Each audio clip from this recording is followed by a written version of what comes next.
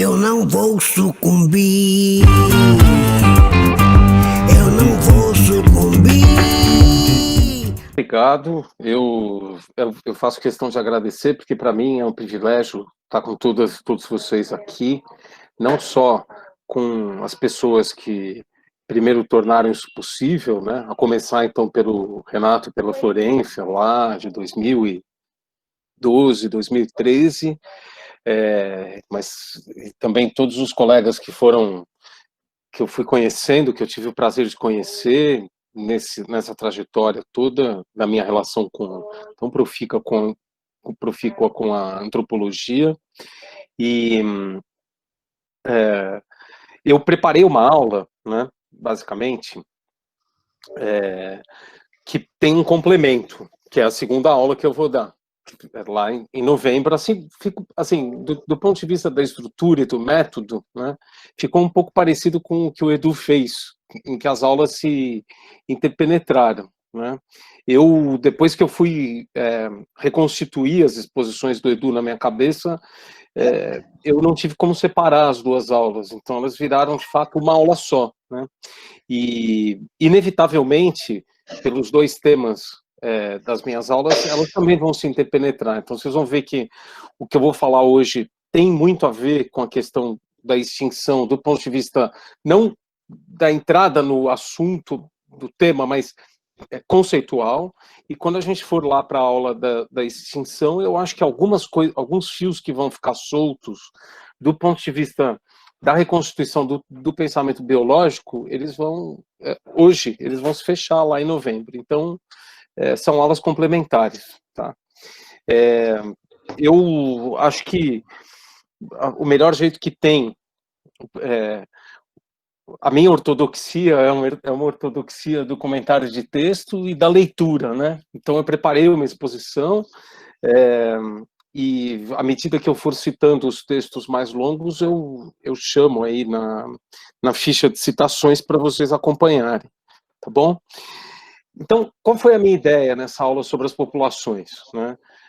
Do ponto de vista intelectual, o que eu tentei fazer foi buscar um enfoque que pudesse ser um pouco, não complementar as discussões que estão sendo feitas, mas um enfoque de deslocamento. O que eu quero dizer com isso? Bom, eu venho da filosofia, né? Não me compete, com a formação que eu tenho e com a linha de pesquisa que eu tenho, o jeito que eu trabalho, abordar diretamente questões concretas, mas o que eu posso fazer, justamente, é isso que eu estou chamando de deslocamento, é contribuir para essa abordagem, trazendo alguns pontos e alguns problemas que talvez passem despercebidos e que, na verdade, me parecem bastante importantes para tudo que já foi dito aqui, né? Tanta coisa em duas aulas teóricas, e certamente será dito também a partir da semana que vem, tá? Então, a ideia é um pouco essa, a gente vai ver o que vai sair, tá? Bom, então a aula, ela é sobre população, e eu estruturei essa aula em, basicamente, dois momentos, né? Ela tem um preâmbulo, evidentemente, mas em dois momentos. O primeiro momento, ele é uma rápida recapitulação do pensamento biológico ocidental, para mostrar para vocês um deslocamento que existe nesse pensamento. Estou chamando de pensamento biológico porque não existia biologia antes do século XIX, porque a biologia é uma disciplina, ela é uma ciência acadêmica, né? Então, estou chamando de pensamento biológico ocidental. Com o Darwin, esse pensamento ele sai de uma longa fase que começara com Aristóteles, que é uma fase que o Ernest Mayr, que é o grande biólogo alemão, chama de fase tipológica do pensamento, e entra numa fase em que o conceito predominante deixa de ser o de tipo e passa a ser o de população. Então, eu fiz um pouco esse movimento para mostrar como isso acontece. Eu não creio que seja uma coisa óbvia, então eu achei que valia a pena trazer para cá. E aí, a partir da entrada na ideia de população, o que eu vou mostrar, basicamente, é que essa ideia, ela não é uma ideia de origem naturalista. Ela é um conceito que vem da filosofia política e entra na história natural graças a uma intuição genial do Darwin, que aí tem, então, uma série de consequências. Eu vou procurar apontar, se não examinar todas, apontar algumas delas. Vocês vão ver, as pessoas que já leram Foucault, que a minha aula ela é bem Foucaultiana, assim, eu falo diretamente do Foucault, mas tem uma base metodológica Foucaultiana, porque é uma aula que propõe uma certa genealogia da ideia de população. A gente vai ver no final como é que isso funciona e para onde isso leva, tá bom? Bom, então, passando agora a exposição, eu começo assinalando que a ideia de população ela tem uma história. Né? Isso quer dizer o quê? Que não é uma coisa dada, ela não se refere a uma coisa dada, sugerido que seja sugerida diretamente pela experiência, ou que seja algo que possa ser captado, né, por uma sensação concreta. É uma ideia que nem sempre existiu e o objeto a que ela se refere nem sempre foi visível. Aí você já vem o jargão Foucaultiano. Né? E isso não por ignorância das épocas passadas ou de culturas diferentes da ocidental, né? Porque hoje é uma aula sobre o pensamento biológico ocidental, mas porque nem sempre essa ideia foi pertinente. Seria temerário querer estabelecer taxativamente a sua data de nascença, mas podemos identificar o momento em que ela se tornou inescapável, a segunda metade do século XVIII, com o advento da economia política, que é uma ciência filosófica que vem se juntar à reflexão tipicamente moderna sobre os princípios e as condições da arte de governar. Tá? É a partir desta, né, da economia política, que a ideia de população entra na história natural. Não se trata, portanto, de um conceito biológico, mas político, pois vale lembrar, a imbricação entre essas duas coisas é posterior, e é um anacronismo da nossa parte achar que ela sempre existiu. Né? Então, para nós, a imbricação entre o biológico e o político, ela, por incrível que pareça, no século XXI ela se tornou uma obviedade, mas até há pouco tempo atrás não era, né? Porque não era pertinente pensar assim. Então, quer dizer, e ela tem uma figuração que é diferente da que ela tem no século XXI, no momento da sua nascença, é importante saber. Com a transposição da ideia de população de uma disciplina moral para uma ciência natural, nasce, de certa forma, o mundo em que vivemos e no qual nos encontramos afundados em pleno ano de 2020. Um mundo em que o exercício da soberania passa pela mensuração e pelo controle da população e, portanto, pela intervenção direta de mecanismos de lavra humana em processos de extração natural. É uma conjunção interessante a qual o filósofo francês Michel Foucault deu um nome, biopolítica, que nem sempre é compreendido corretamente, mas que significa, então, a arte de governar aplicada não mais aos súditos, mas às populações. Então, é você pensar o corpo político como sendo formado não por soberano e súditos, mas por um soberano e uma população. Curiosamente, porém, o Foucault não se interessou pela genealogia da ideia de população. Ou melhor, ele contentou-se em localizá-la em textos fundadores da economia política clássica, sem examinar como ela foi transposta desse domínio teórico para o domínio da história natural.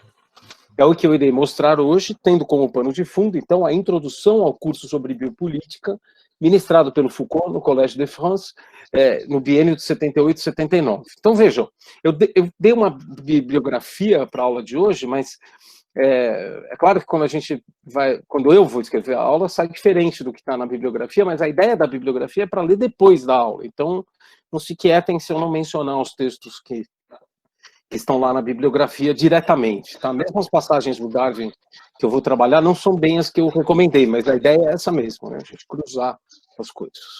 Bom, eu começo então a primeira parte da aula com um recuo até as origens do pensamento biológico europeu, quando a vida era pensada sem recurso a uma ideia como a de população. O filósofo grego Aristóteles, que viveu aí entre 384 e 322 antes da era cristã, não fundou a biologia como ciência à parte, mas ele pensou o ser vivo e o inseriu num esquema filosófico mais geral, uma teoria das formas que, em resposta à filosofia de Platão, concebe o inteligível como presente na experiência sensível. Então, isso é importante, porque o ser vivo no Platão, ele é relegado ao segundo plano, porque o que importa é pensar a dissociação entre o inteligível e o sensível, ou seja, o que importa é pensar a autonomia da alma em relação ao corpo. E o que o Aristóteles faz é justamente mostrar que, na verdade, o seu mestre, porque ele aprendeu com Platão, né, foi ensinado pelo Platão, Na verdade, o que o seu mestre não percebeu, e ele, Aristóteles, geralmente percebeu, é que justamente você encontra a alma, né, no que há de mais sensível, que é a vida. Né? Então, tem essa imbricação entre o intelectual e o sensível.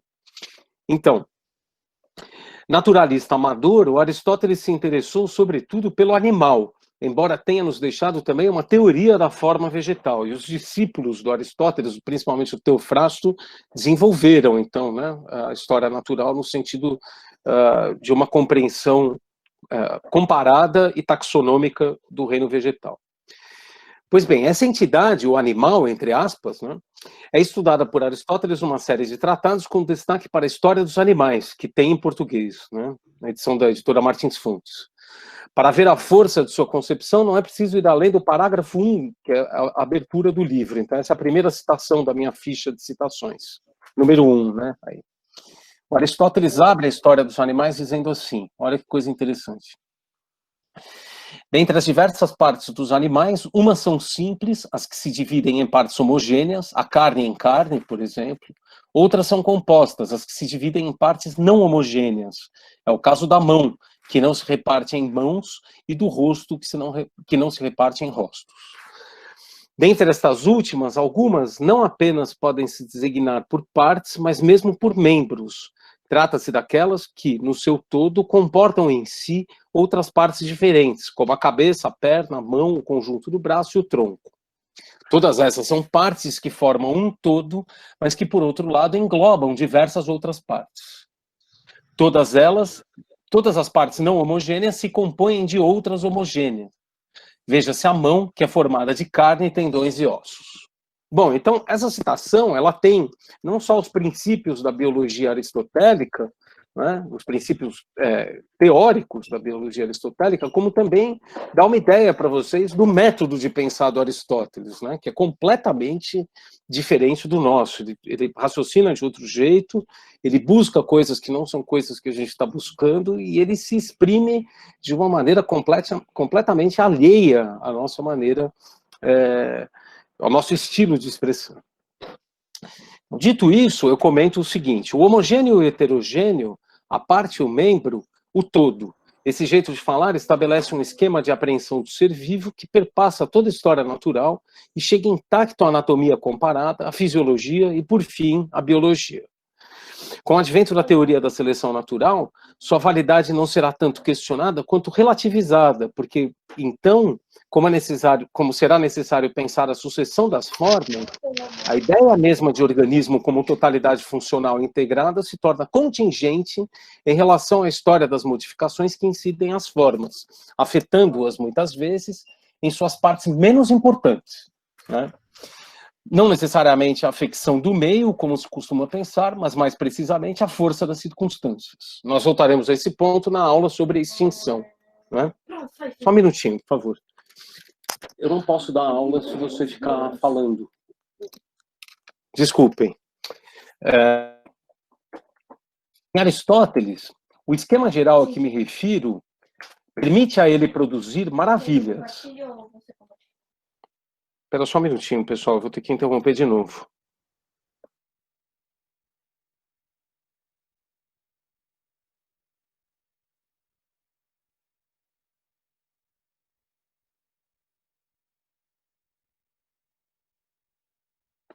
Não, vocês me desculpem, isso não é nada com a conferência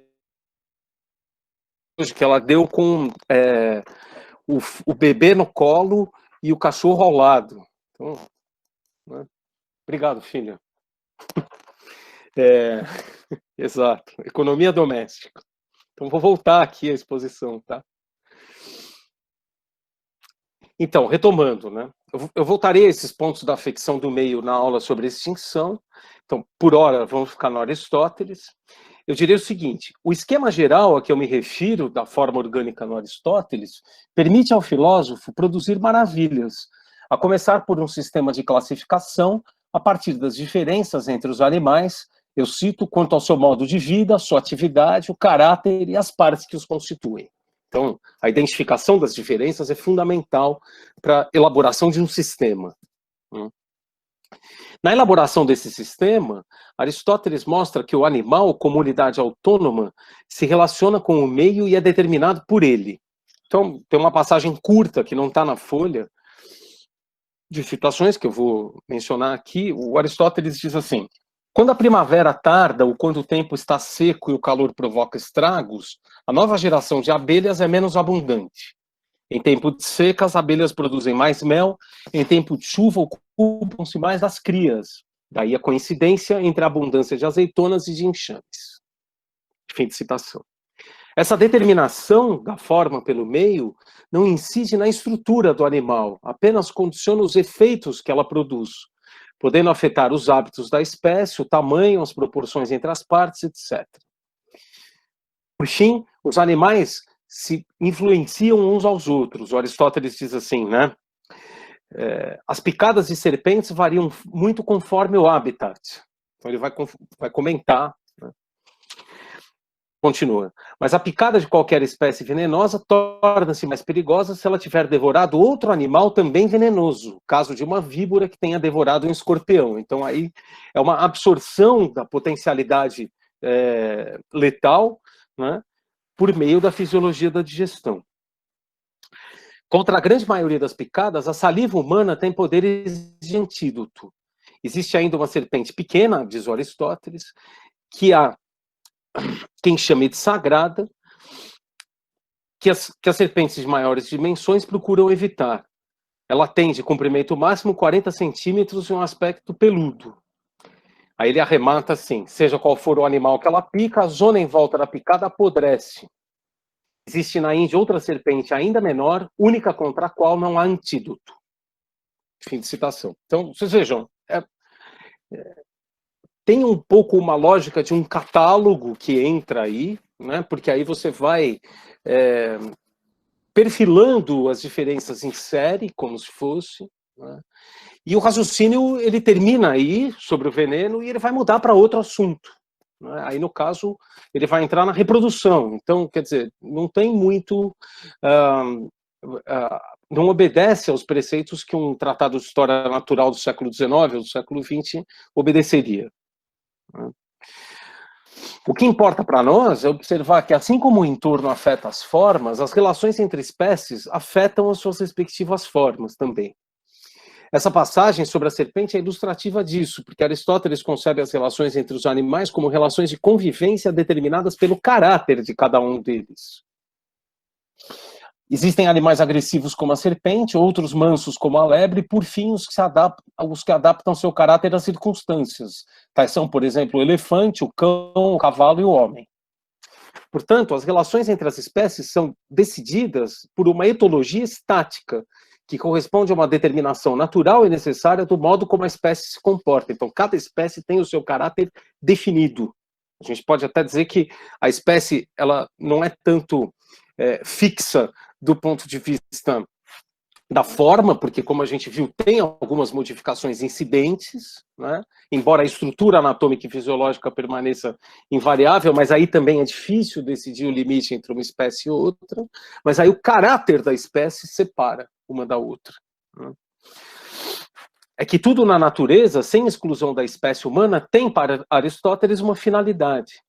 Munido dessa certeza, o naturalista pode dar aos órgãos que identifica funções que o explicam e tecer entre eles uma trama que se resolve numa ordem que tudo governa segundo uma intenção. Então, a natureza, para Aristóteles, ela é permeada de intencionalidade. Essa concepção é tão forte que por 2000 anos ela governou toda a história natural europeia e veio, inclusive, a ser coroada pela filosofia transcendental, a do Kant, onde o organismo é celebrado como uma finalidade sem fim e uma obra de arte que não tem nada de humano, a arte da natureza, uma arquitetônica que engendra o ser vivo como estrutura, né? Então, quem se interessar sobre a biologia do Aristóteles, tem um lindo texto introdutório na internet, vocês encontram na internet, o único problema é que só tem em inglês, que é uma conferência pronunciada pelo biólogo escocês Darcy Thompson, que o Levi-Strauss gostava muito, né? Que chama Aristotle's Biologist, foi pronunciado em 1913, e é um texto fascinante, tem umas 15 páginas, e o Darcy Thompson, então, reconhece o Aristóteles como o pai do pensamento biológico, como fundador do pensamento biológico ocidental. Tá? Bom, na mesma época em que surgiram na Alemanha, né, com Kant, os herdeiros diretos da biologia de Aristóteles, prosperava nesse mesmo rincão do planeta, e eu me refiro aqui ao pequeno apêndice europeu da gigantesca massa da Eurásia, uma teoria das relações entre os seres vivos e seu meio, a partir do estudo de patologias que incidem em sua fisiologia e terminam por levá-los à morte. Com a obra do fisiologista francês Xavier Bichat, que morreu em 1802, tendo nascido em 71, então com 31 anos, né? A ideia, com o Bichat, a ideia de vida se torna pela primeira vez relevante.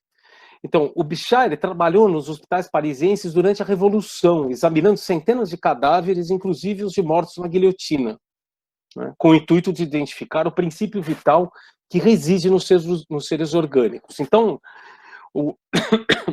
a teoria do Bichat foi elaborada a partir desse exercício de anatomista com os cadáveres frescos. E como na época não existia a ideia de sepsia, o Bichat acabou morrendo porque as pessoas não lavavam as mãos ao passar de um cadáver para o outro, enfim, iam comer depois, entre uma dissecção e outra, sem tomar nenhuma precaução higiênica. E ele morreu muito jovem, de uma causa não identificada, mas muito provavelmente de alguma doença de contaminação, né?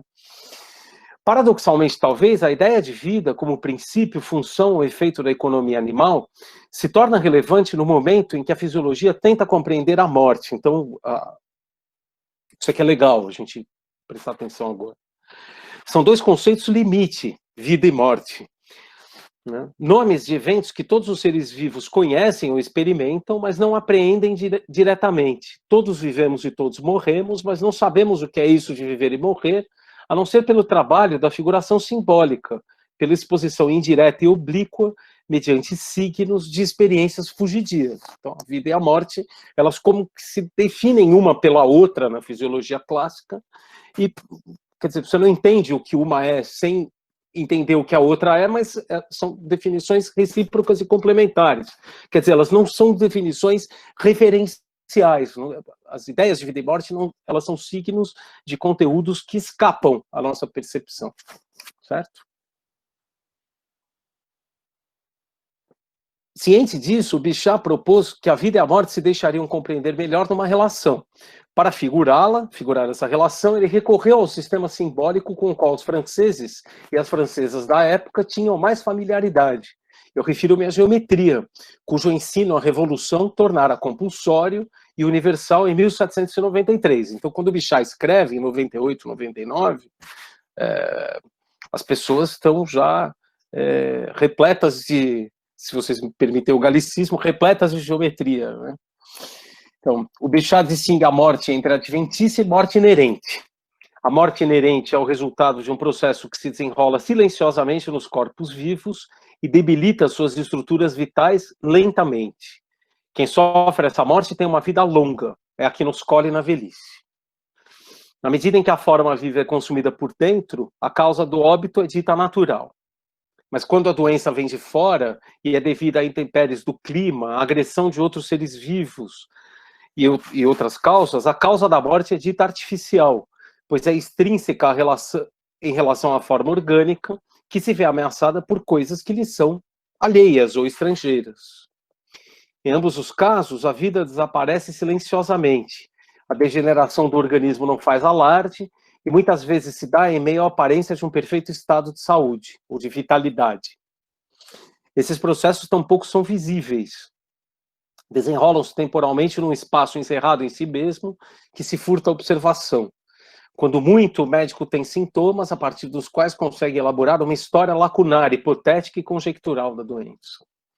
A patologia de Bichat é uma ciência que quer dar visibilidade, ainda que indireta, a isso que se encontra por toda a parte, mas não se deixa captar. Então, quem se interessar por isso, tem dois livros clássicos a esse respeito. Um é O Nascimento da Clínica, do Foucault, que foi publicado em 62, e principalmente o conjunto de ensaios do Canguilhem sobre a medicina, que surgiu em 84. Então eu cito para vocês terem um gosto, eu esqueci de pôr essa citação na ficha, tá? Vocês me desculpem. Chama um professor de filosofia para participar do curso, dá nisso, né? Bom, o Bichat, ele diz assim, é uma citação do Investigações Fisiológicas sobre a Vida e sobre a Morte, que é de 99. Um livro lindo. Aí o Bichat, a certa altura, diz assim: eis, portanto, a grande diferença que distingue a morte decorrente de velhice da que é efeito de um golpe súbito. Numa, a vida começa a se extinguir em todas as partes e cessa, por fim, no coração. A morte exerce seu império da circunferência ao centro. Na outra, a vida se extingue no coração e, em seguida, em todas as partes. É do centro à circunferência que a morte encadeia seus fenômenos. Então é legal, porque a ideia é linda, né? E a consumação dessa ideia na expressão é uma imagem geométrica, uma simbolização geométrica, que, como eu disse para os franceses da época, é a que faz, provavelmente, a que faria mais sentido. Ora, mas o que significa falar de um corpo como se ele tivesse um centro e uma circunferência, como se ele fosse uma forma geométrica? Não se trata, por certo, de pensá-lo geometricamente e submeter seus contornos e partes componentes a um cálculo de dimensões e proporções, tomando-o como se fosse uma arquitetura ou um produto técnico. Uma analogia como essa é desnecessária para o fisiologista, que quer apenas isolar o corpo vivo em relação a outros, vivos ou não, para estudá-lo exclusivamente a partir de sua dinâmica estrutural interna, com uma precisão suficiente, inclusive, para descrever a morte como um fenômeno que tem uma trajetória no ambiente interno do corpo, irradiando-se de seu centro para a circunferência ou indo desta em direção àquele. Bichat, porém, não se detém aí. A distinção entre o vivente e o seu meio, assinala ao mesmo tempo a oposição entre eles. Toda morte que não ocorre por envelhecimento é o resultado de uma agressão ao corpo. E é nesses termos que os seres organizados devem ser representados na fisiologia patológica, como totalidades encerradas em si mesmas, cujo princípio ativo de conexão entre as partes, dito força vital, opõe-se à atuação destrutiva dos elementos externos, dos quais o organismo, porém, quando entra em equilíbrio, se beneficia, notadamente através da respiração e da nutrição. A vida e a morte são projetadas no espaço, tornam-se localizáveis, podem ser identificadas e mesmo visualizadas. Ora, com o Bichat, portanto, estão dadas as condições teóricas para o estabelecimento, quase 100 anos mais tarde, por outro fisiologista francês, o Claude Bernard, da proposição-chave de toda a ciência do ser vivo em suas relações com o meio. Então eu cito para vocês uma passagem de um livro do Claude Bernard, de 1878, que se chama Lições sobre os fenômenos da vida comuns aos animais e aos vegetais. Comuns aos animais e aos vegetais. É quase um aforismo, né? Uma ideia tão lapidar, tão límpida e tão forte, que ela pode ser destacada como um aforismo. Diz assim: a fixidez do meio interno é a condição de uma vida livre e independente. A fixidez do meio interno é a condição da vida livre e independente. Aí ele prossegue. Na vida dotada de constância, o ser vivo desponta como livre, as manifestações vitais parecem produzidas e dirigidas por um princípio vital interno, liberado das condições físicas ou químicas exteriores. O Claude Bernard se refere aí, evidentemente, ao fenômeno que depois será conhecido pelo nome de homeostase, e que é uma prerrogativa dos alimentos de sangue quente, ou, para falarmos com os doutos, homeotermos, basicamente os mamíferos e as aves. Resolve-se assim, no laboratório dos centros de Paris, a velha questão filosófica do que é, afinal, a liberdade. Ser livre e não ter de prestar contas, né? Ser livre é não ter de prestar contas a cada instante ao meio externo, para a regulação da temperatura interna do organismo. A liberdade não é uma propriedade ontológica, é uma aquisição evolutiva e quem a possui nada pode fazer a respeito. Tem necessariamente de ser livre. Não é uma questão de decidir o que se quer ou não, o que se pode ou não fazer, mas de fazê-lo por uma determinação estrutural inerente à espécie. Então eu acho lindo, porque os filósofos, a começar pelo Bergson, vão se revoltar contra essa definição do Claude Bernard, né? Porque ele está fazendo tábula rasa de tudo que a filosofia disse sobre a liberdade. Eu, pessoalmente, quando deparei com esse texto há 5 ou 6 anos atrás, me senti tão libertado, tão livre quanto se eu fosse, pela primeira vez, um mamífero de sangue quente, né? Como se eu tivesse reencontrado a minha condição essencial. Mas isso sou eu, né? Nem todo mundo precisa sentir isso quando lê o Claude Bernard. Trata-se, portanto, de uma visão bem mais seca de liberdade do que aquela a qual somos afeitos. E, portanto, essa visão filosófica decorrente da fisiologia materialista francesa não se confunde com o otimismo ingênuo. Claude Bernard sabe, como sabia Bichat antes dele, que a morte termina por triunfar e a vida se desfaz no silêncio e na indiferença dos elementos minerais e das componentes químicas que deram origem a ela. Então, eu cito a respeito uma passagem sobre o Lamarck, que foi escrita por um francês chamado Sainte-Beuve, e que é citada pelo Canguilhem no importante ensaio Ser Vivo e Seu Meio. Nessa passagem, o literato Sainte-Beuve evoca a profunda impressão que lhe fora causada pelas aulas de Lamarck, o naturalista francês contemporâneo de Bichat, no início do século XIX. Então, é a segunda passagem da nossa ficha de citações.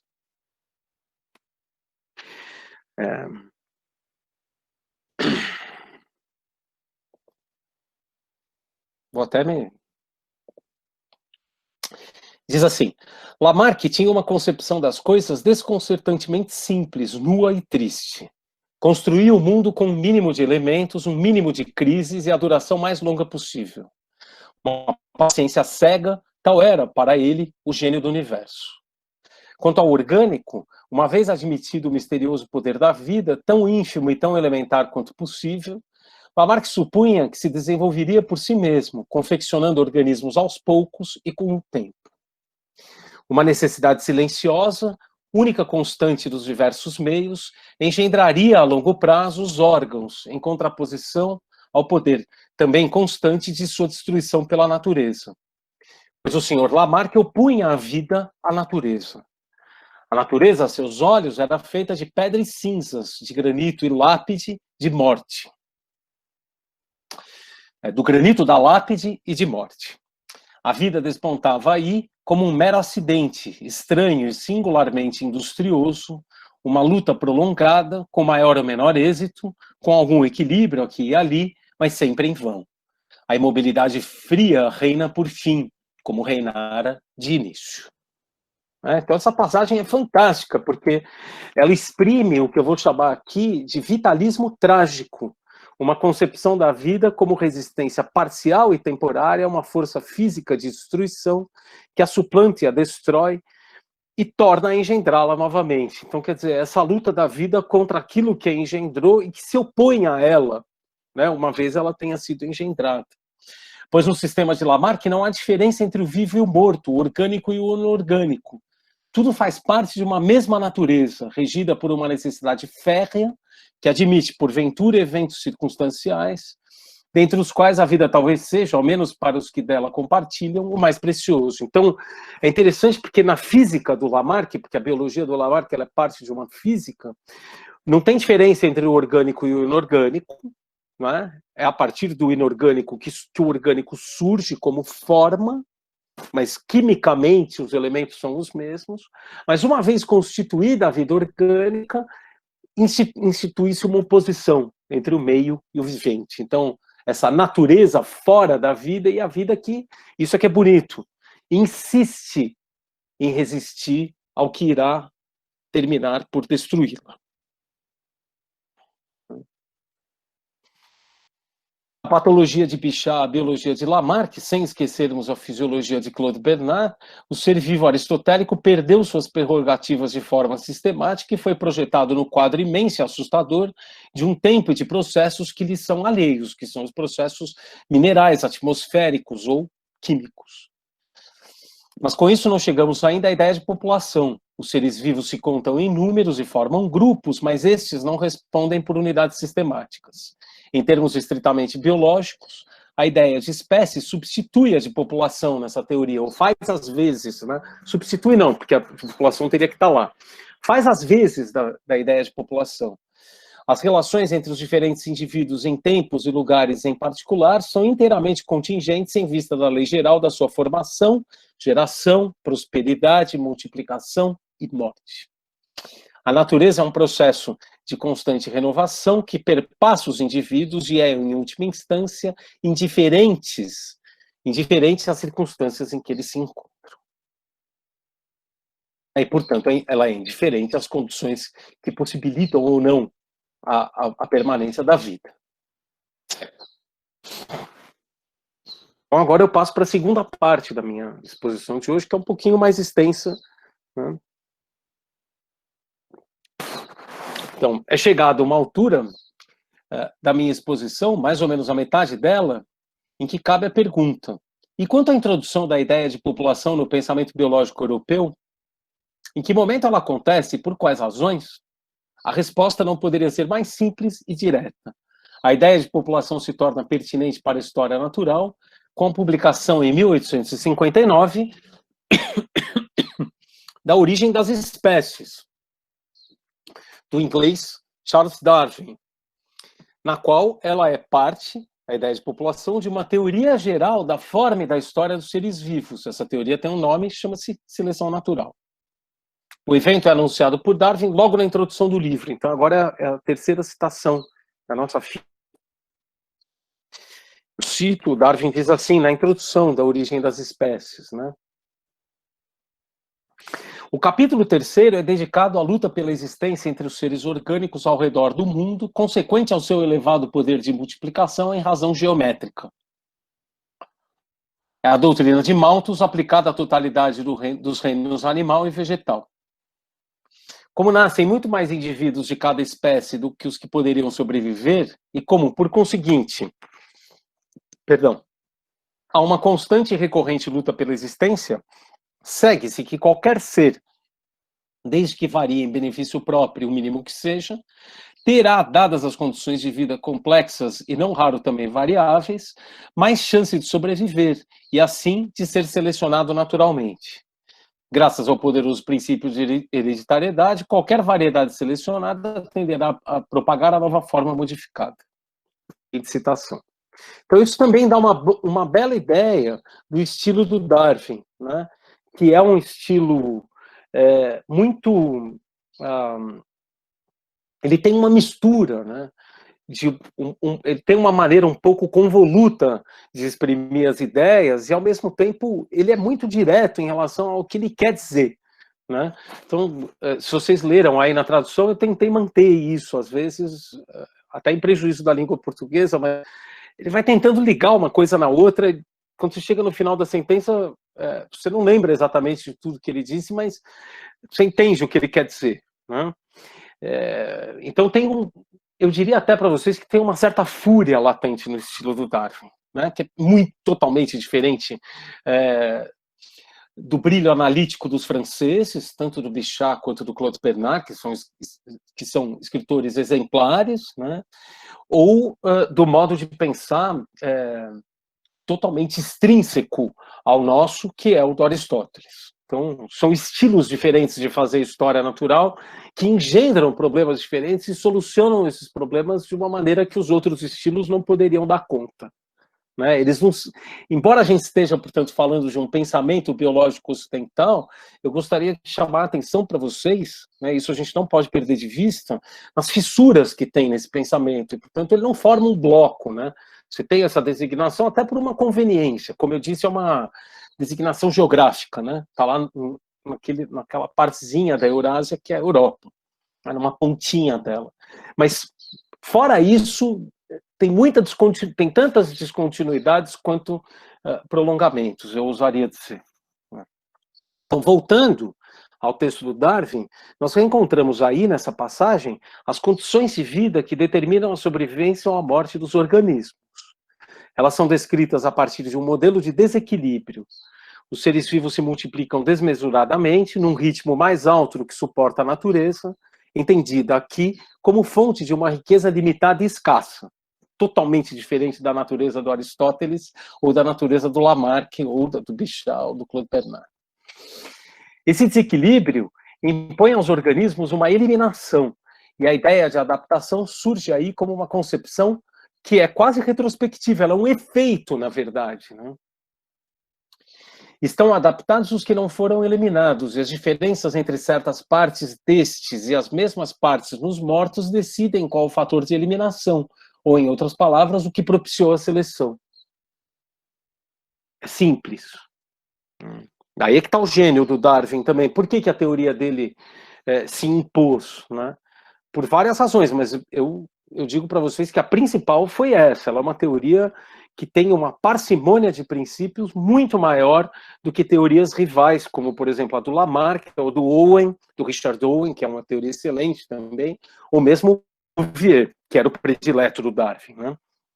A teoria do Darwin ela é mais enxuta e ela consegue explicar mais coisas a partir de menos pressupostos, né? Essas diferenças, né, que propiciam a seleção ocorrem, em geral, entre indivíduos de variedades similares e são mínimas. Não costumam afetar a estrutura fisiológica e anatômica, tão cara aos aristotélicos, que continua a ser transmitida por um mecanismo hereditário misterioso, juntamente com a nova modificação. Você não sabe qual é o mecanismo hereditário, você sabe que ele está lá, né? E o que é importante, a seleção natural ela tende a incidir em partes secundárias da estrutura, é isso que o Darwin chama a atenção. Se a gente fica olhando só para a estrutura, a gente, fisiológica e anatômica, a gente vê que ela tende a ser transmitida com variações mínimas, e são essas variações mínimas que interessam. Então, a teoria do Darwin é uma arte de ler aquilo que antes era considerado insignificante, é de dar um estatuto central para aquilo que antes era considerado periférico, né? Então, é uma linda arte, nesse sentido. Ora, é importante também que a seleção seja dita natural e não artificial ou técnica, pois em nenhum momento é orientada por qualquer intenção. E aí eu faço uma pergunta que me foi colocada pelo Stélio, que leu esse texto antes. Eu preciso confessar, a aula está muito melhor do que estava antes, porque o Stélio leu antes. Então, aí muitas coisas eu fui pensando a partir do que ele falou, né? E essa questão, seria a seleção natural por não ter uma orientação qualquer, dita mecânica? Ao contrário, o processo de agregação que ela descreve é espontâneo, quer dizer, independente de uma vontade, não tem respaldo numa substância, é um movimento sem fundamento. Isso aqui é mágico na teoria do Darwin. A seleção natural, ela prescinde de um fundamento, tá certo? Ela é uma teoria que é tão descritiva quanto a gravitação universal do Newton, que era o que a turma na época queria, né? Que tivesse um Newton da biologia. Bom, apareceu. Por sorte foi na Inglaterra também, os franceses chegaram bem perto, assim, mas, né? Esse processo ele é tão cego quanto que determina a circulação das riquezas num espaço geográfico regrado por leis humanas. Tem sentido e forma um sistema apenas quando visto de fora e quando o processo já ocorreu. O Darwin ressalta mais de uma vez que não temos como adquirir uma visão da seleção natural no momento presente, não sabemos qual a sua direção, nem quais as ramificações que ela irá engendrar no futuro. E aí é legal, porque ele insiste nisso na primeira edição da Origem das Espécies. Depois muda, mas na primeira edição ele insiste. A seleção natural, ela não é uma evolução no sentido de uma escala, ela é uma evolução no sentido de uma ramificação. Tá? Que aí é uma ideia muito mais forte do que a ideia de escala, porque a ideia de escala sempre põe um ser que vem lá no final, né? Que é superior aos outros. E quando você pensa a ramificação, você está pensando que a seleção natural ela vai se expandindo aleatoriamente conforme as circunstâncias vão ditando e de acordo com as possibilidades estruturais que são dados do ser vivo, né? Então você não sabe para onde ela vai e nem o que vai acontecer. O que quer dizer também, adiantando a minha segunda aula lá de novembro, que a superioridade de um ser, de uma estrutura em relação à outra, ela não deve ser medida só pela complexidade da estrutura, mas principalmente pelo êxito adaptativo dessa estrutura. Outros podem ser muito mais bem adaptados em determinadas circunstâncias. Bom,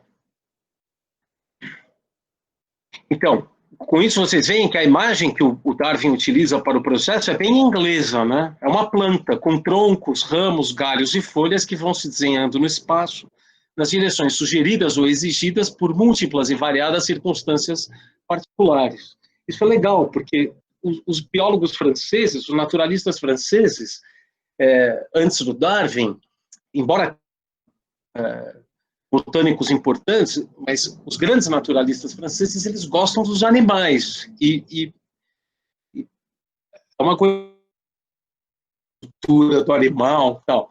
E o Darwin vai para uma coisa que é insular, aí é peculiar dessa variedade da espécie humana que habita o arquipélago britânico-irlandês, que é o gosto pelas plantas. Isso aparece, né, no livro dele, tanto nas imagens quanto no material. Ele era um botanista, um botânico muito competente e preferia falar de plantas do que de animais, né? Ora, seja como for, né, tudo isso da seleção natural acontece para o Darwin nos indivíduos. Não existem espécies na natureza, apenas variedades a partir de formas anteriores que, por sua vez, são variações de outras tantas formas às quais elas remetem. Na luta pela existência, que inclui, como em toda luta, a aliança, a cooperação, a colaboração, etc., os indivíduos sofrem ou triunfam em grupos, formando agregados que, tal como no corpo político, merecem o nome de populações, na medida em que o fenômeno que decide sua sorte só se deixa observar quando deixamos de tratá-los como entidades fixas, criadas ou não, e os consideramos em número. Com efeito, é em número que o desequilíbrio entre as condições de vida e a manutenção da vida se torna flagrante. Então, eu vou para a quarta citação. O capítulo 3 da origem das espécies começa aí com a coisa da luta pela existência. Karen, você falou que estava tomando chá inglês. Aí eu fiz também chá inglês para mim, mas agora eu estou com a garganta um pouco áspera, né? Mas, enfim, eu acho que é um efeito que é amplamente compensado pelo prazer que se sente em absorver uma situação como essa bebida tão reconfortante, né? Bom, mas foi por sugestão da Karen. A citação número 4 diz assim: a luta pela existência segue-se inevitavelmente da alta taxa em que os seres orgânicos tendem a se multiplicar. Cada um dos seres que no período natural de sua vida produz numerosos ovos ou sementes sofrerá destruição num desses períodos, ou numa estação determinada, ou num ano excepcional. Não fosse assim, se tornariam tão numerosos pelo princípio de sua multiplicação geométrica que não haveria região capaz de sustentá-los. Portanto, como são produzidos mais indivíduos do que poderiam sobreviver, existe sempre uma luta pela existência. Seja entre um indivíduo e outro de uma mesma espécie, seja entre indivíduos de espécies distintas, seja ainda entre os indivíduos e as condições de vida. É a doutrina de Malthus, aplicada com força muitas vezes redobrada à totalidade dos reinos animal e vegetal, nos quais não há nem poderia haver aumento artificial do suprimento de comida, ele se refere à agricultura, que é humana, nem existem as restrições de prudência impostas pelo casamento, são as regras de parentesco, né, que aí limitam os cruzamentos. Isso é o Darwin que está dizendo, eu não estou dizendo que está certo ou errado, né? Mas eu fiz questão de destacar aqui a agricultura e as regras do parentesco, porque interessam para a gente aqui. Algumas espécies estão sempre, num dado momento, multiplicando-se com maior velocidade do que antes. Se todas o fizessem ao mesmo tempo, o mundo não teria como acomodá-las. Se instaura, então, comentando, né? A escassez se instaura simplesmente porque os seres vivos se reproduzem às cegas. Não existe uma lei de equilíbrio geral na natureza. Ou melhor, ela existe, mas não é uma lei de harmonia, mas de disputa e destruição. O equilíbrio de Darwin não é estático, mas dinâmico. Tem uma lei primária, a disputa de todos contra todos, que se manifesta em concreto não na posse imediata do alimento, isso é importante, mas na demarcação de território por uma população de indivíduos que assim exclui desse domínio outras de indivíduos semelhantes, embora não necessariamente de indivíduos diferentes, que instituem legislações não conflitantes com a sua. Então, esse problema político que tem na biologia do Darwin, ele surge do fato de que na sua teoria, a disputa se dá entre os seres que são mais próximos entre si, de tal modo que num território você pode ter diferentes legalidades, por assim falar, por assim dizer, desde que sejam entre animais que não disputem os mesmos recursos, entre plantas que não disputem os mesmos recursos. É uma questão de soberania e, portanto, uma questão política. O linguajar dele é político de um começo ao fim na origem das espécies, e é deliberado, não é porque ele era tolo, não, é porque ele era sábio. Né? Tem uma lei secundária, a agressão do meio, né? Então, essa questão de soberania, da disputa, ela tem uma lei secundária, que é a agressão do meio, que ameaça a vida com a destruição, eventos climáticos geológicos ou, eventualmente, astronômicos, que, no entanto, permanecem circunstanciais em relação à lei primária da seleção. Eu dou um exemplo. O meteoro se choca contra a Terra e produz uma devastação sem precedentes, varrendo de sua superfície toda uma divisão dos animais. Dinossauros. Edu, eu fiquei aqui quebrando a cabeça com a Janaína. Eu falei assim para ela, a minha mulher, né, o que são os dinossauros? Ela falou, põe aí que são uma divisão dos animais, que eu acho que não fica errado. O que você acha?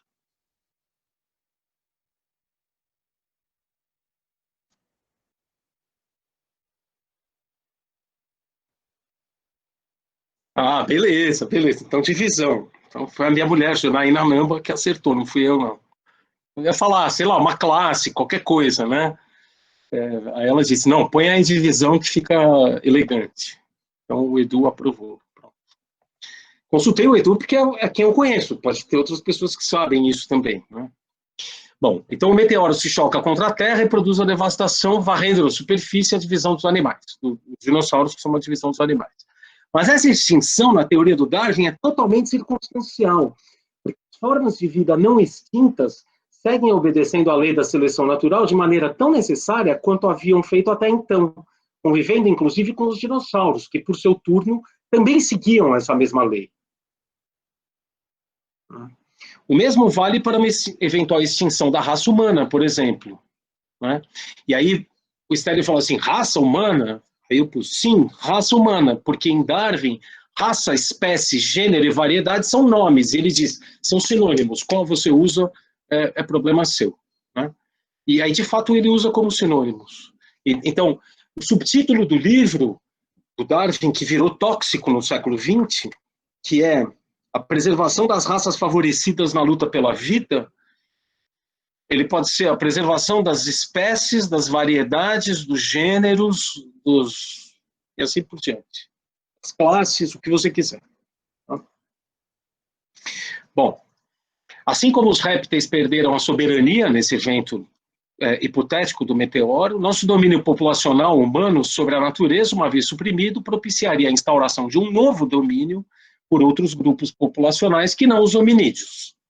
Isso a gente vai falar na aula da extinção. Bom, a ideia utilizada por Darwin se deve de fato a Malthus fica claro pela leitura do primeiro capítulo do Ensaio sobre a População, que é de 1798, onde se afirma que as populações humanas crescem desmesuradamente em relação ao que a natureza tem a oferecer para o seu sustento. E aí, a natureza entendida como o princípio da riqueza na economia política. Então, o Malthus, ele tem um ranço que vem da economia francesa dos fisiocratas. A gente vai ver já. Malthus chega a oferecer, embora ele não seja fisiocrata, Malthus chega a oferecer uma rápida analogia com o que acontece nos reinos animal e vegetal. E aí presume-se, ele não explica, né, que o homem seja parte do reino animal e não um reino à parte. É uma ambiguidade que, como veremos mais à frente, tem consequências importantes. Assim, observa Malthus, parece que a natureza, como ele grafa, ao mesmo tempo em que foi generosa ao espalhar suas sementes e multiplicação das espécies e dos animais, mostrou-se avara no suprimento de suas necessidades. Ou, em termos sucintos, eu cito a passagem número 5 da nossa ficha de citações. O Malthus diz assim: nas plantas e nos animais irracionais, esse ponto se afigura de maneira simples.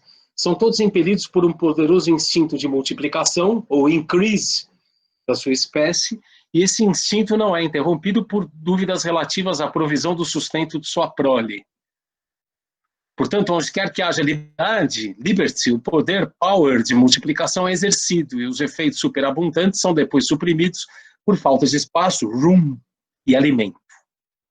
Então, os animais vão se multiplicando às cegas, vai gerando um desequilíbrio, e o que institui o equilíbrio é a eliminação dos animais. Então, esse princípio, né, de equilíbrio desenhado na natureza, que Malthus logo em seguida aplicará à parcela racional ou moral da criação, a espécie humana vivendo em sociedade, consiste na supressão dos efeitos superabundantes pela falta de espaço e nutrição, ou, em outros termos, na contenção de um instinto que, deixado a si mesmo, não conhece limites, ou na contenção dos frutos de um instinto, né?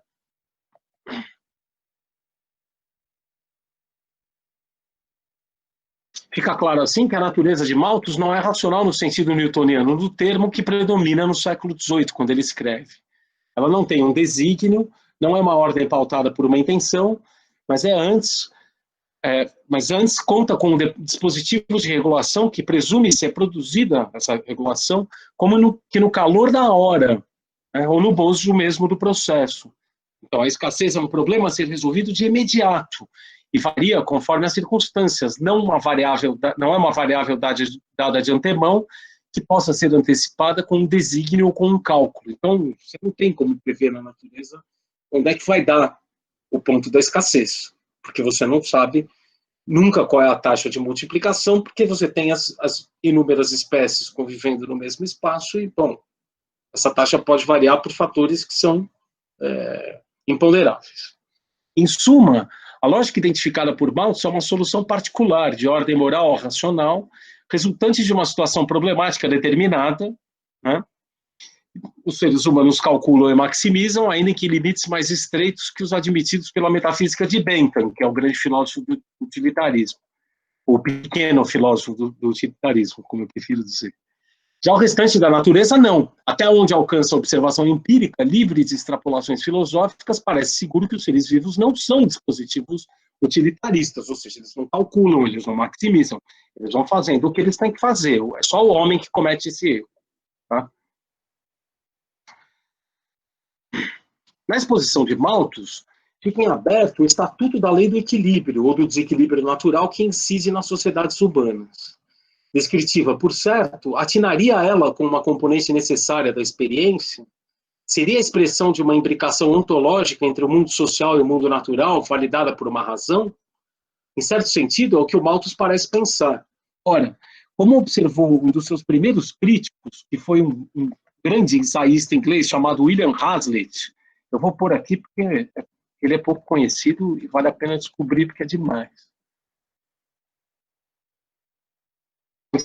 Quando você estiver de mau humor, você pode ler o Hazlitt, porque o mau humor dele vai ser maior que o seu. Então, a Virginia Woolf dizia que nunca existiu um ensaísta com opiniões tão firmes, tão certas quanto o Hazlitt, né? Um ensaísta não pode ter opinião firme, né? Então, é uma contradição em termos. Bom, o Hazlitt, então, ele leu o Malthus e ele percebeu, né, que não o problema da teoria do Malthus não é que as séries aritmética e geométrica, então, a série aritmética do fornecimento do sustento e a geométrica da multiplicação da população, nem sempre sejam verdadeiras. É que, pensando bem, diz o Hazlitt, elas nunca são verdadeiras. Isto é, são sempre um adendo transcendental, poderíamos acrescentar, a uma experiência que em si mesma permanece irredutível ao método de compreensão cuja finalidade última é de resto administrativa. A economia política é uma teoria do Estado e vê as coisas pela ótica do interesse do poder, distorcendo deliberadamente uma suposta imagem mais fidedigna dos fatos empíricos. Essa perspectiva limitada reduz os dados empíricos a contingências cuja inteligibilidade depende de um a priori conceitual, nesse caso, o modelo geométrico aritmético. Retomando um postulado da economia política clássica, o Hazlitt acrescenta que o interesse do Estado consiste, sobretudo, na manutenção de uma taxa populacional constante e razoavelmente previsível, que permita ao soberano, inclusive, estipular o número de almas à sua disposição na guerra, sem que esse sacrifício redunde em prejuízo de braços para a agricultura e a manufatura.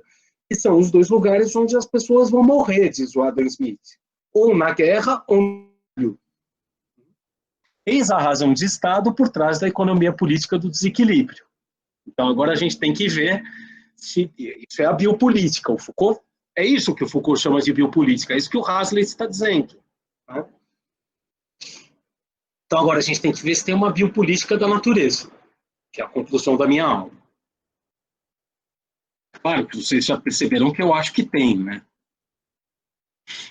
Então, uma vez adotado na história natural, o princípio da escassez econômica permite a revisão crítica de modelos até então vigentes, nos quais o estado de natureza era visto em equilíbrio estático, marcado por uma abundância constante.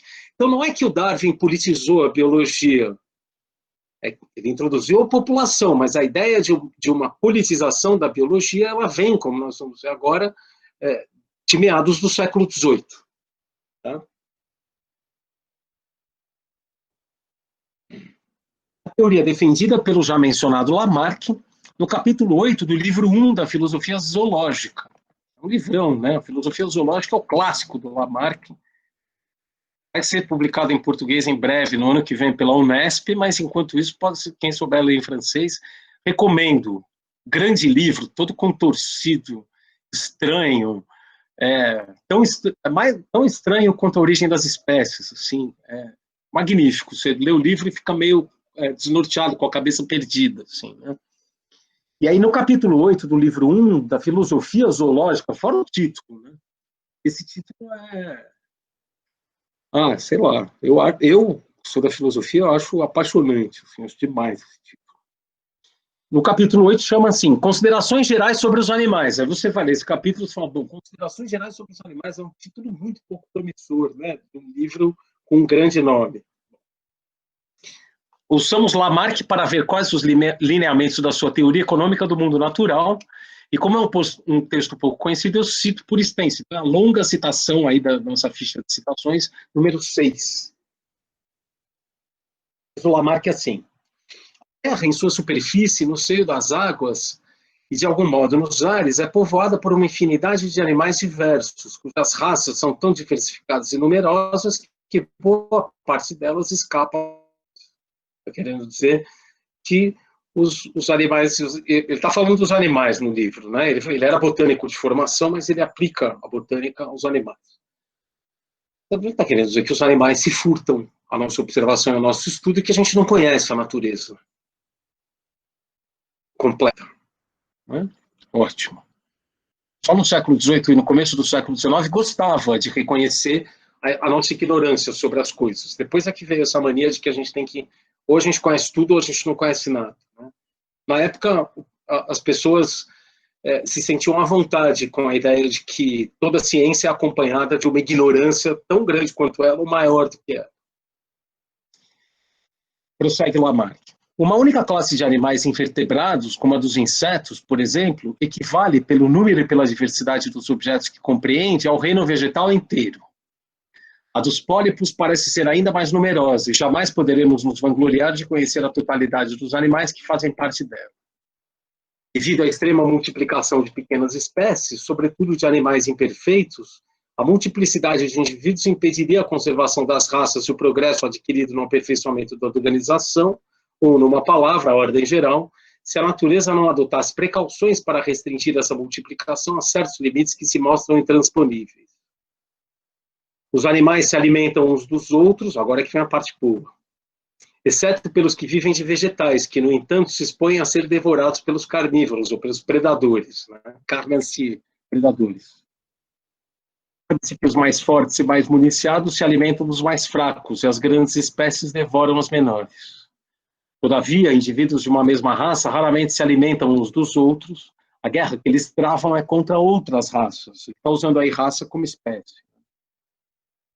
A multiplicação das espécies de animais é tão considerável e a renovação das gerações é tão rápida que essas pequenas espécies tornariam o globo inabitável para outras se a natureza não tivesse estabelecido um termo para a sua prodigiosa multiplicação. Mas, por se servirem mas por servirem de presa para uma multidão de outros animais, pela duração da vida delas ser bastante limitada e a diminuição da temperatura as faz desaparecer, a quantidade dessas espécies encontra-se sempre na justa proporção para a conservação, seja de suas raças, seja de outras. Quanto aos animais maiores e mais fortes, outras raças, eles se tornariam dominantes e prejudicariam a conservação de muitas outras raças se pudessem se multiplicar em grandes proporções. Mas suas raças devoram-se entre si e elas se multiplicam lentamente em pequenas quantidades por vez, o que contribui para a conservação de certo equilíbrio já existente. Por fim, apenas o homem, considerado à parte quanto a tudo que tem de particular, parece poder se multiplicar indefinidamente, pois sua inteligência e seus meios o colocam ao abrigo de ver sua multiplicação estancada pela voracidade de alguns animais. A supremacia que ele exerce sobre os demais é tamanha que, em vez de temer as raças de animais maiores e mais fortes, é capaz de destruí-las e restringir o número de seus indivíduos. Portanto, colocando o homem como agente da destruição, né, de outras espécies. Não da extinção, mas da redução do seu número e, portanto, da incapacitação dessas espécies a disputar a soberania do homem sobre a natureza. Porque, é claro, quando você tem, então, uma população menor, a ocupação do território vai ser... a sua capacidade de ocupar o território vai ser reduzida. Político. Mas a natureza lhe concedeu inúmeras paixões, se desenvolvem juntamente com sua inteligência, impondo um grande obstáculo à multiplicação extrema dos indivíduos de sua espécie. O homem parece estar encarregado de reduzir incessantemente o número de seus semelhantes, pois jamais, ouso dizer, a terra estará coberta pela população que ela poderia alimentar. Muitas de suas partes permanecerão esparsamente habitadas, embora essa afirmação dependa de um tempo que permanece para nós incomensurável. Assim, por precauções sábias, tudo se conserva na ordem estabelecida. As perpétuas mudanças e renovações observadas são mantidas em certos limites, impossíveis de serem ultrapassados. Todas as raças de corpos vivos subsistem, malgrado as variações.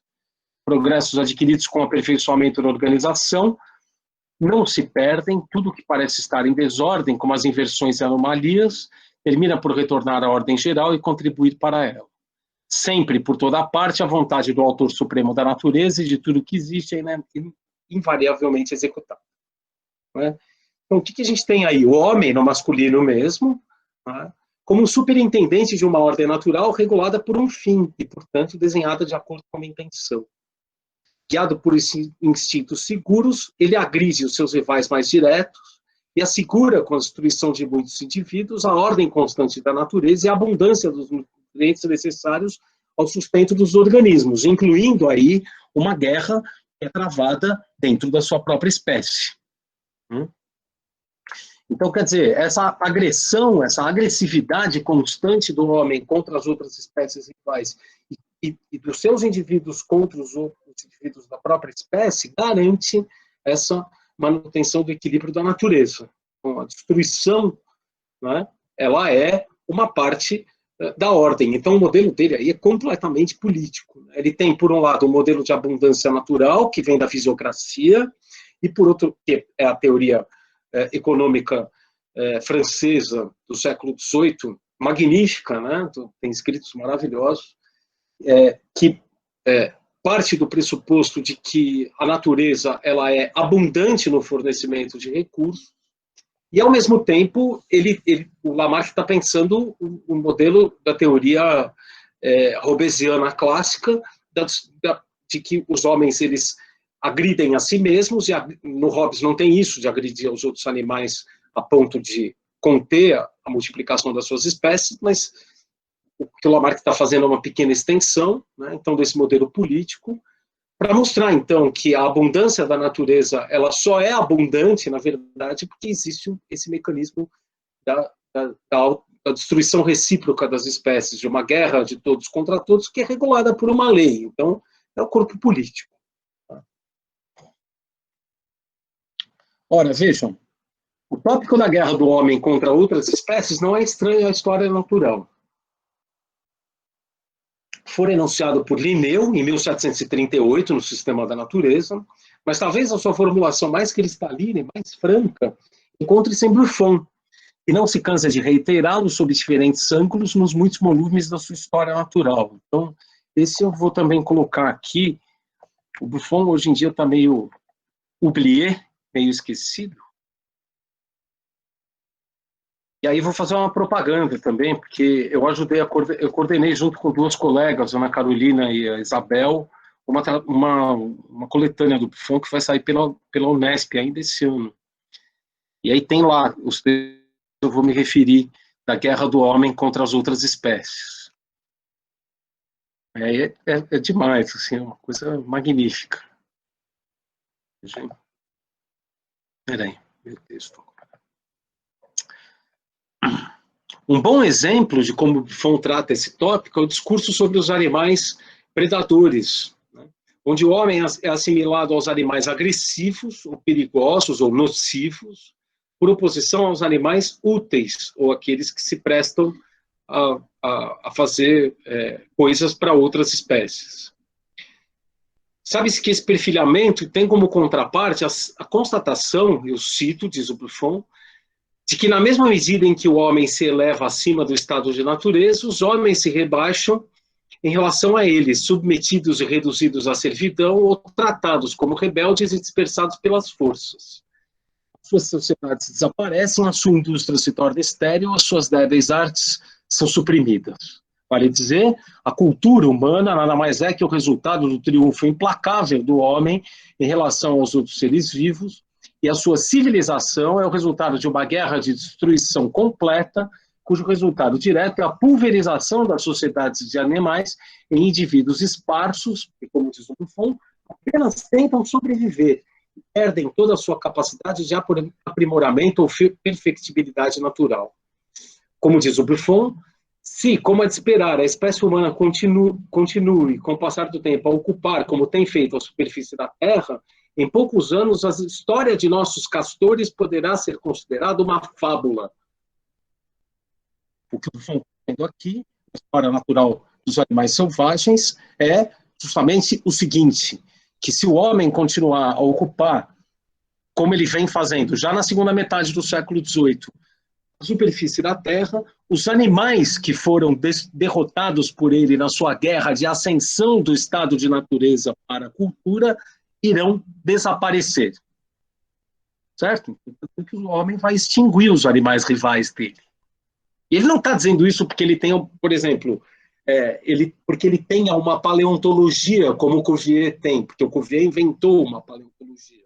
Né? A gente vai falar disso na aula das extinções. Ele está dizendo isso porque ele está aplicando o modelo da guerra, de todos contra todos, ao reino da natureza, e está chegando à conclusão de que a soberania sobre um território, ou seja, o domínio de um território, a legalidade de um território na natureza, é dada pela população. Certo? Ele está usando, portanto, um princípio de economia política. Quadro desolador, por certo, mas que não deixa de ser producente ao equilíbrio geral da natureza, pois, como arremata Buffon, a morte violenta tem uma utilidade praticamente tão necessária quanto a lei da morte natural. São dois meios de destruição e renovação, um serve para prescrever a eterna juventude da natureza, o outro para manter a ordem dos produtos e limitar a quantidade numérica das espécies. Então, a ordem, ela é um efeito da guerra. Pois bem, dito isso, existem algumas diferenças importantes entre o modelo de Buffon e Lamarck e o de Darwin. Se para os franceses uma espécie agride outras, para Darwin, as populações disputam o domínio de um território constantemente. E, portanto, a agressão, ela é, vamos dizer assim, uma função, né, da disputa. Lá nos franceses, não, a agressão é por natureza mesmo. E aí, o que é chocante na teoria do Buffon, eu acho, chocante e interessante, é essa ideia de que a cultura humana existe porque a cultura animal foi destruída. Né? Uma formulação, é um jeito clássico de formular uma ideia contemporânea de que a prosperidade populacional da nossa espécie se deu em detrimento, por exemplo, das outras espécies das espécies dos grandes mamíferos. Vai voltar a isso na aula da extinção. Ora, a palavra espécie tornou-se agora, com Darwin, um marcador temporal, né? Ela não é a descrição de um caráter natural. Denota uma população de indivíduos de uma mesma variedade que exerce a sua soberania num território determinado por um intervalo de tempo identificável, multiplicando-se pelos mecanismos de reprodução os mais variados possíveis, e dispensam, inclusive, como existe Darwin, a fixação dos gêneros. Ora, isso é lavrado no registro geológico. A espécie, ela é uma ideia retrospectiva, em última instância, para o Darwin. Ele diz isso na origem das espécies. Quando eu olho o registro geológico e eu vejo a permanência, é que eu posso dizer que essa variedade se consolidou numa espécie. Ora, como o tempo geológico ele é o tempo pelo qual essas marcações se dão, ele é um tempo imensurável para a imaginação humana e para a razão humana, isso significa que a gente só vai poder dizer se uma variedade é uma espécie ou não conforme o registro geológico venha a atestar. Então, aquela ideia sombria que o Edu tinha dado ficou agora mais sombria ainda, que a nossa civilização ela vai ser uma marcação geológica. Vai depender da espessura dessa marcação, né, para a gente ser considerado como espécie ou como variedade. Tá? Porque aí também, se o registro ele desaparece, a espécie desaparece junto. E se você só tem um registro débil dessa espécie durante um curto período de tempo, né, o geólogo imaginário no futuro vai ter todo o direito de nos considerar como uma variedade, não como uma espécie, por exemplo. Tá? Então, a existência da espécie é inteiramente fantasmagórica. Ela só pode ser identificada enquanto tal pelos vestígios, visíveis em maior ou menor medida nas camadas do solo, de uma presença inequívoca de numerosos indivíduos numa ou mais regiões geográficas. Segunda diferença entre Darwin e os franceses, tão importante quanto essa. Em Lamarck, o homem está no centro dos processos naturais, e sem ele, a natureza entraria em colapso. É um jeito de pensar que às vezes adotamos refletidamente, como se o desaparecimento da nossa espécie, pela supressão das condições de vida necessárias ao seu sustento, fosse o fim do mundo natural. Pois bem, o antídoto a essa concepção vem, por exemplo, na advertência de Lévi-Strauss, lá no final das mitológicas. O mundo começou sem o homem e terminará sem ele. Ecoa nesse aforismo a lição mais profunda da teoria da seleção natural. O equilíbrio da vida ocorre com ou sem o soberano que reina sobre ela num determinado momento. Toda soberania, continuando na metáfora política, toda soberania é temporal. Então, se a gente for pensar no corpo político que durou mais tempo na história da humanidade, pode ser que a gente tenha outros que possam disputar essa coroa. Mas se a gente pegar, então, a marcação do Império Romano como fez o Gibbon no século XVIII, começando no século V a.C. e terminando com a queda de Constantinopla, 2000 anos, bom, hoje em dia ninguém mais lembra de Roma, né? A gente fala a língua que veio da língua que eles falavam. O nosso curso sobre o Antropoceno ele é impossível sem a posteridade rica da língua latina, porque a gente dá o curso em português, usa a bibliografia em francês, em italiano, em espanhol, e mesmo em inglês, em alemão, que são línguas germânicas que foram completamente desfiguradas pelo influxo do latim, e, no entanto, ninguém mais lembra do Império Romano. Então, a própria ideia de soberania ela é uma ideia que assinala um domínio necessariamente passageiro. Né? Então, na biopolítica da natureza, a mesma coisa. O Darwin está obrigando a gente a pensar isso. O domínio humano não tem data para acabar, como não teve começo previsto. Mas é lógico supor, nessa teoria darwiniana, que algum equilíbrio sucederia à sua supressão e nos tornaríamos mais uma curiosidade no registro geológico do planeta. Outra questão é saber a quem interessaria tomar os vestígios da nossa existência como signos de uma história. É a gente que dá uma história à natureza, né? Desse jeito que a gente gosta de fazê-la e desfazê-la, de construí-la e de construí-la, de centrá-la e descentrá-la. Né? Então, suprimir a nossa espécie, quem contaria a quem interessaria tomar os registros geológicos como signos de uma narrativa? Eu não sei. A guisa de conclusão, portanto, eu vou terminar a aula, e como deixa para as próximas aulas, incluindo a minha, recuperemos a lição de Foucault, da qual partimos, acrescentando a ela a seguinte constatação: a biopolítica de nossa espécie, ou a arte de governar populações, na era da sociedade comercial ou do capital, encontra-se no século XXI sobredeterminada por uma biopolítica não humana, da qual Darwin oferece uma cifra em que os hominídeos não sabem o que fazer de sua soberania no momento preciso em que ela parece ter atingido o ponto máximo de extensão, à expensa de outras espécies, por via da sua disseminação populacional. A gente manda no mundo, se vocês quiserem, porque tem mais humanos do que outras espécies que poderiam contestar o nosso domínio. E o que a gente está discutindo no Antropoceno vem desse ponto de vista, embora existam outras espécies mais numerosas. Aí também, o que a gente tem que pensar é que o que está em questão, né, não é exatamente, então, quem vai mandar no mundo depois da gente. Mas, enfim, né, essa pós-humanidade, né, o Edu colocou em questão essa pós-humanidade numerosas vezes nas aulas dele. Ora, dito isso, o nosso Foucault, ou o meu Foucault, se vocês não quiserem ele para vocês, eu fico, não tem problema. O meu Foucault, o nosso Foucault, era um cético e desconfiava dos poderes da razão humana, né? Inclusive a nossa, né, que tanto fala em biopolítica, antropoceno, etc. e tal, né? Nesse momento de crises múltiplas, ele poderia recomendar a leitura de um outro mestre, o Nietzsche. Você vai falar, o que o Nietzsche está fazendo no curso do Antropoceno?